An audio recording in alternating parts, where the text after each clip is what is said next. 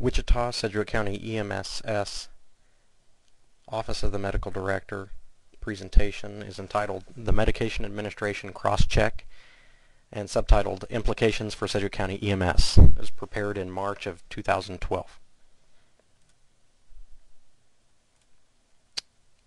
So let's take a quick roll through the objectives. In this presentation, we'll discuss the purpose of the EMSS, Office of the Medical Director, quality improvement efforts to reduce medication errors. We'll describe what it means to use a systems approach for process improvement. We'll identify which input of medication administration process is being targeted for improvement. We'll explain the reasons why a standardized method for administering medications is optimal over no standard. And we'll describe the medication administration cross-check and its components. Every EMS organization has a balance to achieve, a balance between operations and clinical service. A high-performance EMS service seeks to excel at both simultaneously.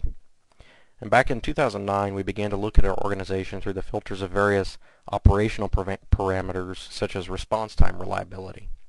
We learned a lot about our organization's performance and enhanced our ability to respond to calls within certain parameters.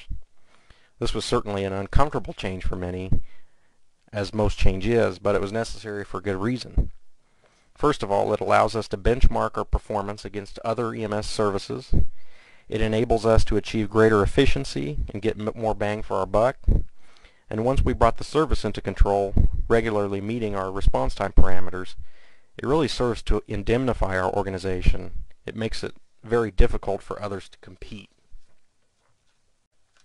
So now we have pages and pages of charts and maps that we produce each month to evaluate our operational performance.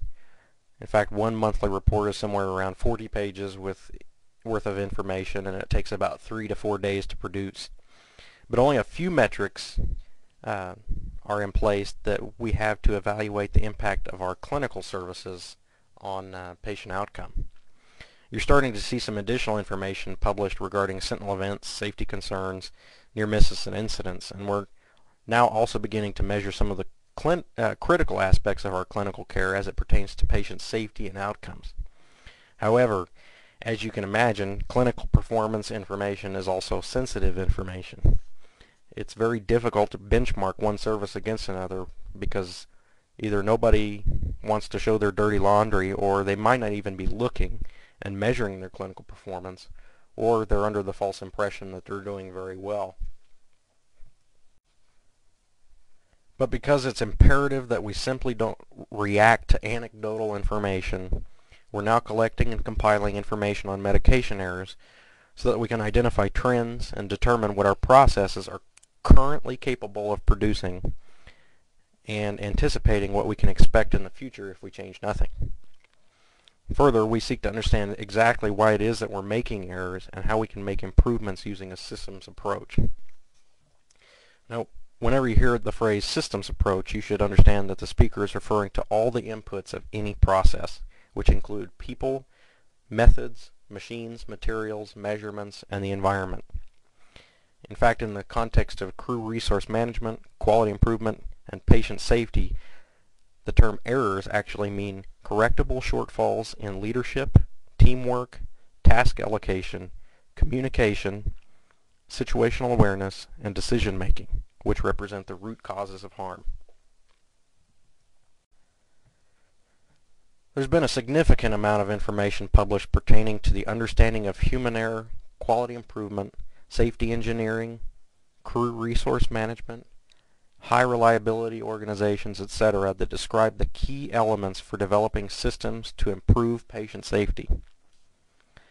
Recommendation number 8.1 from the Institute of Medicine's report entitled To Error is Human, which was originally published in 1999, states that patient safety programs should provide strong, clear, and visible attention to safety, implement non-punitive systems for reporting and analyzing of errors within their organizations, incorporate well-understood safety principles such as standardizing and simplifying equipment, supplies, and processes, and establish interdisciplinary team training programs such as simulation that incorporate proven methods of team management.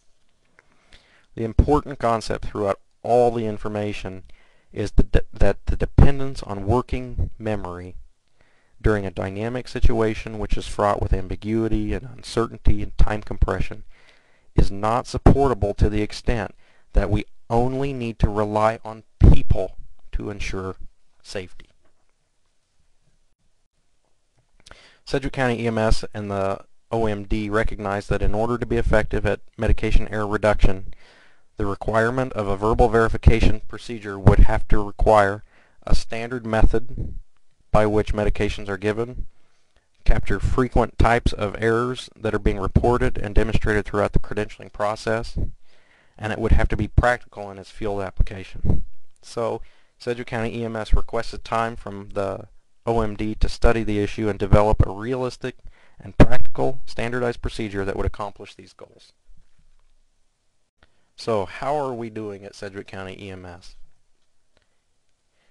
If we look at our number of medication errors divided by all medication administrations, including enteral and nebulized medications like aspirin and albuterol, our accuracy is 99.879%.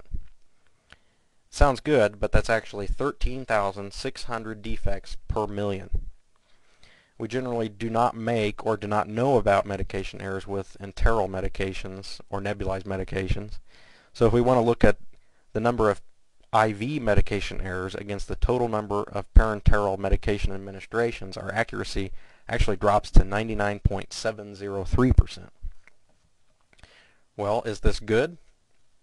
We have no idea. Again, because services either don't measure their accuracy or they don't care to share the information.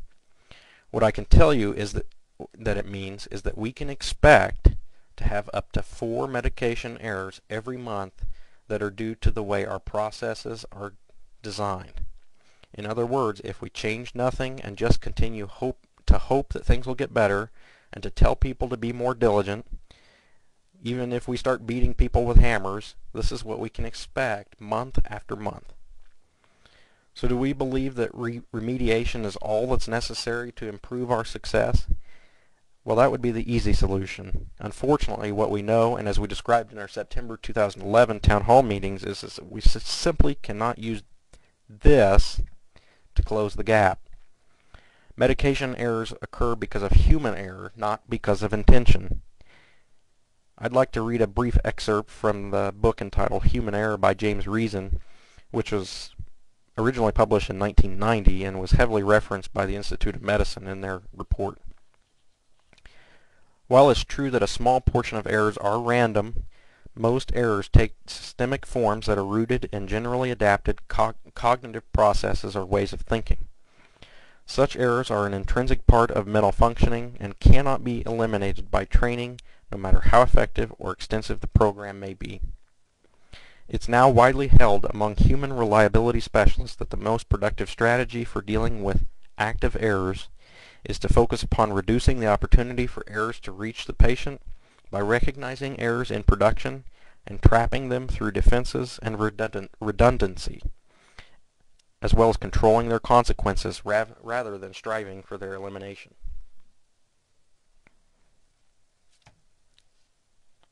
Well, so 99.879% doesn't sound too bad, but let's put it in perspective. What if we in general accepted 99.9% as good enough? Post offices would lose 81,828 pieces of mail per year. Doctors in New York hospitals statewide would drop 288 babies per year. 12 newborns would be given to the wrong parents daily. And 2 planes at Chicago O'Hare Airport would have unsafe landings each year. And what if 99.7% was good enough? No modern computer would function. 18,900 U.S. savings bonds would be lost every month. 54,000 checks would be lost each night by a single large bank, and 4,050 invoices would be sent out incorrectly each month by a modest-sized telecommunications company. So what accuracy rates do we currently accept in healthcare in the United States? We accept about 95 to 97% accuracy. And author Sidney Decker describes a metaphor of healthcare's accuracy rate and what aviation would look like if it shared the same variation. Put the numbers on iatrogenic harm in another context. After a flight from New York to Miami with an airplane that carried 150 passengers, only 148 would emerge alive. 2 died simply because they were on the plane. The flight alone caused a heart attack in one and turbulence-induced blunt force trauma in another. 4 have developed infections because of being packed inside of a hypoxic tube with bad air filtration and a cabin crew who refused to wash their hands before serving snacks. 2 of these infections are beyond the reach of antibiotics and will debilitate these people for life. 1 of these passengers has no choice. He will have to remain on board the aircraft for the rest of his life.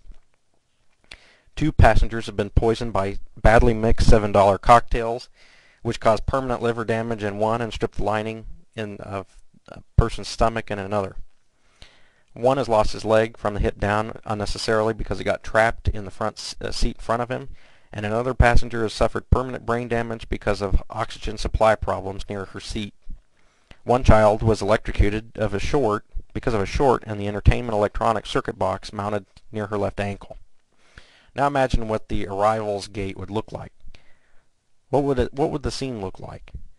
Passengers would be stumbling out in various states of disability and disease, and some are actually never going to come out. And this is not just one flight. It would happen on every flight, every day, by every airline. Who among us would still fly on an aircraft? Most our mistakes don't end like this, or even harm more than one person at a time. As a result, we're slow to change our mindset in healthcare that we need to focus our efforts on something else besides the people who are the most proximal to the event, the last person who touched it, or the person who was responsible for delivering the correct care. But if we saw the results and the casualties of all our mistakes at once, we would likely demand action. Another reason you could surmise that we as healthcare providers are not as demanding for safer healthcare is that unlike pilots, we don't go down with the aircraft. If we make a mistake, it affects someone else, not ourselves. We go home at the end of the shift. So, if we're to make the assumption that everyone here shares the desire to provide the best and safest care possible to all our patients, and that we're all true patient advocates, it means that we must prioritize patient safety over everything else. So, given that we cannot teach people to be perfect, we cannot educate, remediate, or reprimand people into perfect performance or perfect knowledge, coupled with the fact that if we never intend to make an error, that we never mean to harm our patients, but we continue to do so with predictable regularity, where should we focus our efforts to reduce the rate of medication errors in the system? Remember where we said we're going as an organization. And again, just like aviation, with their incredibly low defect rate per million opportunities, high reliability organizations are those that operate in hazardous conditions but have fewer than their fair share of adverse events. They operate in nearly failure-free performance records, not simply better than average. In our recent medication administration survey, 100% of respondents say that they do some kind of verification process before administering a medication.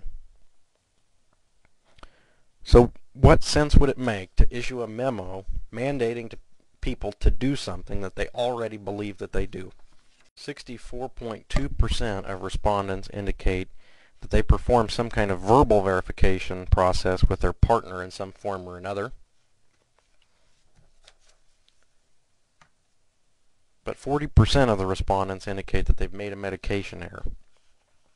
However, consider that those who replied that they've made a medication error are those that are aware that they've made a medication error. So this is likely to be an underestimation, as the likelihood is, and the credentialing process has demonstrated, that there's providers who commit medication errors but are unaware that they've done so. We owe it to our patients to do better than this, and I believe that we all would like to see this improve. Further, if we can be successful in reducing our error rate, Sedgwick County EMS could truly be a leader and a model for clinical performance, which is why we all became paramedics in the first place, to help people in their most dire times of need and improve their health, not actually contribute to or exacerbate their illness. So, after months of development in consideration of the recommendations of the Institute of Medicine, human factors and cognitive ergonomic experts, the Institute of Quality Healthcare, and applied crew resource management techniques, we've developed a cross-check procedure to standardize medication administration. Yes, we are standardizing a procedure for giving medications in the EMS system and Sedgwick County EMS. Standardized procedures for medication administration is really nothing new in a hospital setting, but it is the EMS. In fact, Dr. Jeff Beeson, the medical director for MedStar Ambulance Service in Fort Worth, Texas, said that really the ambulance is and has been one of the few holdouts where medicine is and can essentially be practiced by one person without talking to anyone else. Nowhere else in medicine can a medication be ordered, drawn up, and administered by the same person. So the procedure before you has been through 2 beta testing processes in order to give crews the opportunity to provide feedback and modify the procedure, and as you can see, it's in its 3rd version. The reason for this is because the EMSS Office of the Medical Director is moving to establish a standard procedure for medication administration system-wide, but we realize as the system's ALS transport agency, it's vital to reform it to a point that it captures the types of errors that are being reported, but that it's not long, onerous, and cumbersome to the end user. It might be helpful to view the design of the procedure as an accordion. It could expand to a point where it's very long, but captures every conceivable medication error. In other words, a low specificity, high sensitivity. Or it could be a 2-step procedure that's very fast but fails to trap errors which have been identified to occur with higher frequency. It would be a low specificity and low sensitivity procedure. In essence, the current form of the medication administration cross-check procedure before you is a moderate sensitivity and high specificity. In other words, it won't catch every error, but it will hopefully catch those which it was designed to catch. Remember from our survey that 64% of respondents claim they're already doing this in some form or another, but from a system standpoint, it's necessary to standardize this across all providers so that the process is the same regardless who executes it. This creates an inter-provider consistency, which although it will likely require providers to modify their current verification processes so that it fits into this model, providers could count on knowing that the verification process will be the same regardless of who they may be working with or their service affiliation.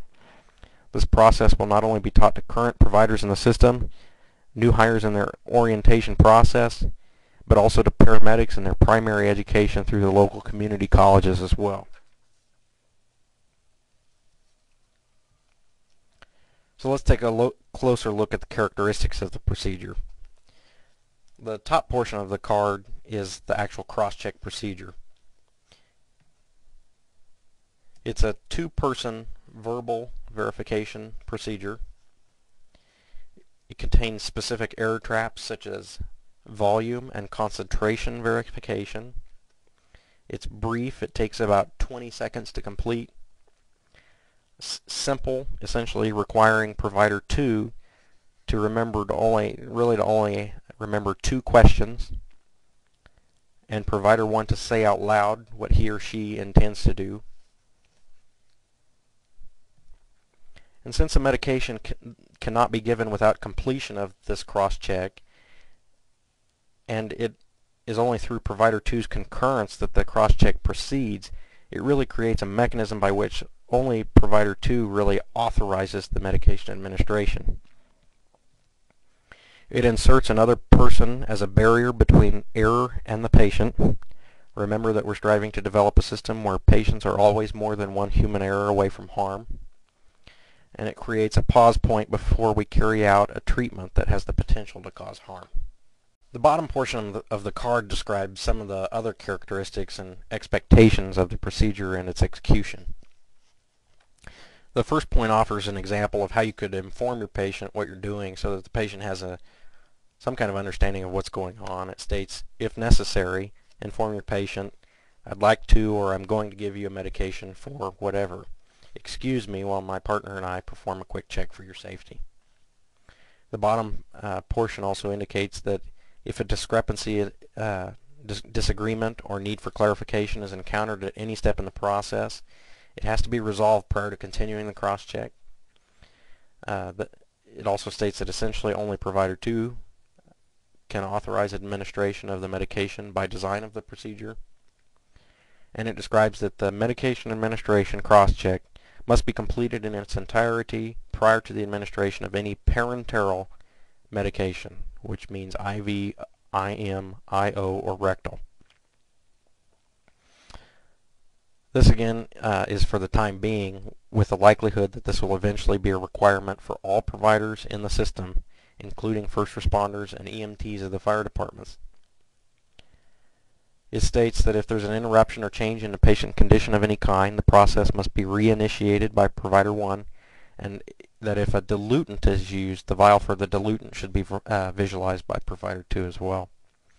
It also reiterates the need to avoid ambiguous statements or confirmations like OK, which is really an important crew resource management concept. The great majority of failures in any system, in any domain, are due to the lack of adequate communication. And CRM compels us to avoid ambiguity and use closed-loop, effective communication between providers.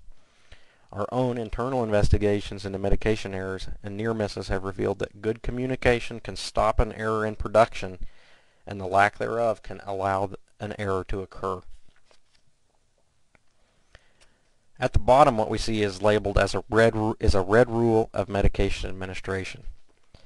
The phrase red rule comes from aviation and is used to represent and give added emphasis to the notion that the regulation or policy it precedes is one for which there's little known accepted justification for deviation.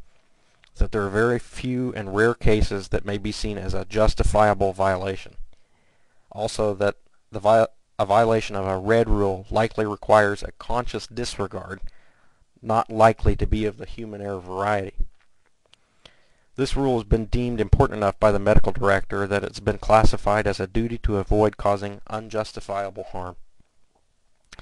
The rule is that the provider should never give the contents of a syringe that is not labeled and or the provider giving the medication did not visualize the vial from which it was immediately drawn. What does this mean? It means that a provider shouldn't give the clear stuff in a syringe unless you know what it is. How would you know? Well, either because it's labeled in some manner or you drew it from a vial yourself. Well, so what if your partner drew it up and then hands you a drug or hands you the clear liquid in a syringe? Essentially, this rule means that you, as the person giving the medication, must visualize the vial that it came from before you give it to the patient. So if visualizing the vial is part of the cross-check procedure, why do we have a red rule about it? The purpose of describing this as a red rule is to make it explicit in the sense that we have a duty when we give a medication to avoid causing unjustifiable harm to patients by not inadvertently giving the wrong drug. So we'll walk through the procedure with an example. As you can see, it's divided between provider 1, the person giving the medication, and provider 2, the person who's responsible for the procedure, essentially. So we'll use an example such that provider 1 would like to give 75 micrograms of fentanyl for pain control. Provider 1 would initiate the cross-check procedure using one of the following phrases: med check, cross-check, or safety check. Provider 2 responds that he or she is ready. Remember, it's important to avoid using ambiguous responses such as okay, since they can be interpreted in many different ways and it doesn't effectively reflect provider 2's condition. Provider 1 states, I'm going to give, and then provides the following information: the dose, the drug name, the route, the rate, and the reason. For example, I'm going to give 75 micrograms of fentanyl, IV slow push for pain. If and only if there's concurrence on provider 2's behalf, does the cross-check procedure continue. If provider 2 does not agree that the drug, dose, route, rate, or reason are appropriate, then he or she will need to resolve the conflict and make corrections as necessary before continuing, and provider 1 will need to begin again. Other reasons for perhaps this occurring is that the provider 2 may know of a contraindication that the patient has, but provider 1 doesn't know about it yet. So if provider 2 agrees, he or she responds with a question: are there contraindications, or simply contraindications? Provider 1 must check the expiration date if he or she has not done so already, verify that the patient's vitals are appropriate, and determine the presence of any drug allergies. Provider 1 should respond by either saying no contraindications or by stating any of the relative contraindications that do exist.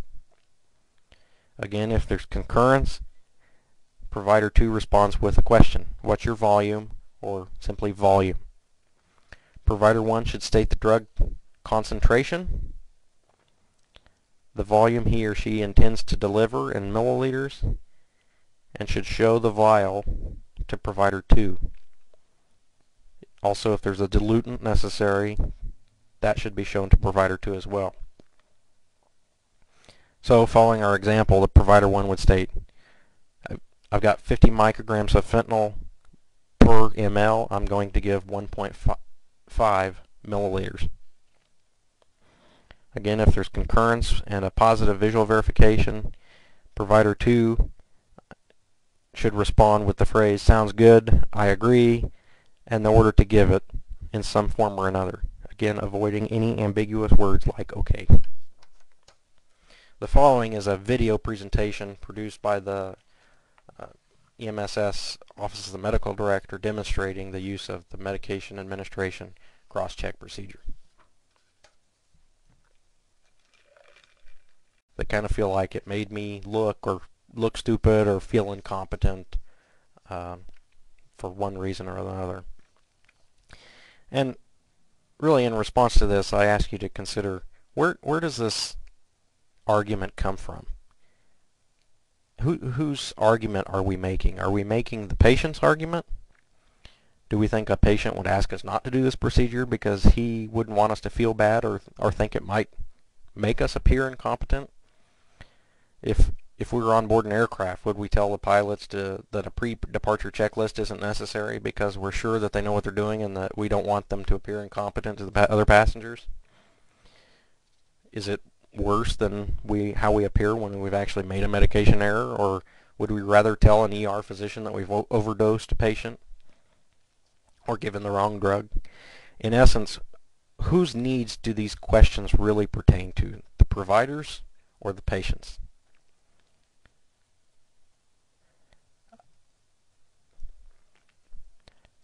Another concern that was brought forth in the beta test process was that this procedure creates a delay. And indeed it does, specifically a 20 to 25 second delay. Now, Think back to the two contributing factors I described earlier that have been found to contribute not only to medication errors but to patient and employee injuries, including time compression, the perceived need to act quickly, and the lack of communication and coordination with another provider.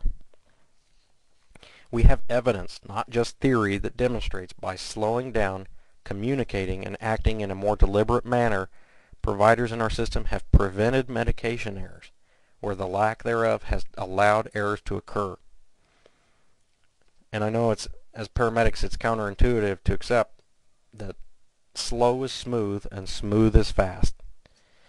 Further, the chances that a 20-second delay in treatment will be detrimental is a much lower than our chances of committing a medication error because we got into a hurry.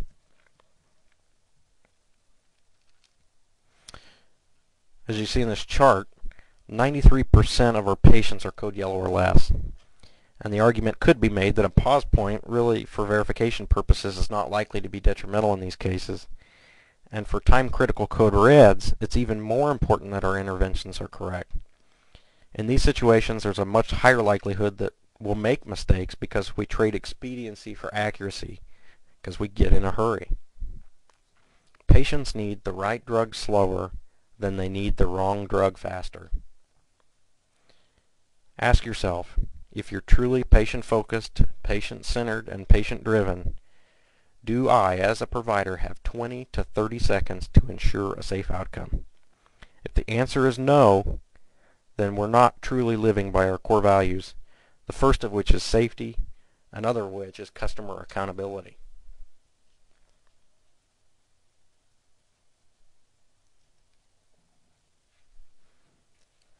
The World Health Organization developed a preoperative checklist to decrease morbidity due to surgical procedures.